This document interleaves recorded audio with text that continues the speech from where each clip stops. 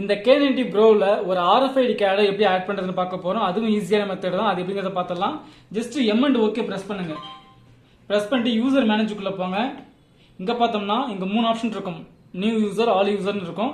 இதுல நீங்க ஆல்ரெடி இருக்கிற யூசர்ல ஆட் பண்ண போறீங்களா இல்ல புது யூசர்ல ஆட் பண்ணீங்களா நீங்க முடிவு பண்ணிக்கோங்க. இப்படி ஆல்ரெடி இருக்கிற யூசர்ல ஆட் பண்றதா இருந்தா ஆல் யூசர் வந்துருங்க. இதுல போயிட்டு இந்த 777 உங்க எந்த யூசர்ல நீங்க ஆட் பண்ண போறீங்களோ அந்த யூசர் செலக்ட் பண்ணிட்டு ஜஸ்ட் ஓகே கொடுங்க. எடிட் பண்ணுங்க. அதாவது நியூ யூசரா இருந்தா நீங்க புதுசா ஐடி கொடுப்பீங்க. ஐடி கொடுத்து எல்லாம் கொடுத்து கீழே வருவீங்க. ஜஸ்ட் இங்க ஃபிங்கர் பிரிண்ட் கொடுப்பீங்க. ஆனா இதுல வந்துட்டு நம்ம ஆல்ரெடி எடிட் பண்றோம்.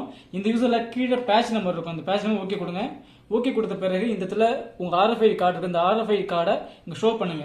ஷோ பண்ண பிறகு டிக்கு விடும். டிக்கு வந்து ஆட்டோமேட்டிக்கா சேவ் ஆகி வெளியே வந்துடும். இப்போதைக்கு அதை நம்ம டெஸ்ட் பண்ணி பார்க்கலாம். இப்போதைக்கு டெஸ்ட் பண்ணி பார்க்கும்போது ஆட்டோமேட்டிக்கா இதுவும் ஓகே ஆயிடுச்சு.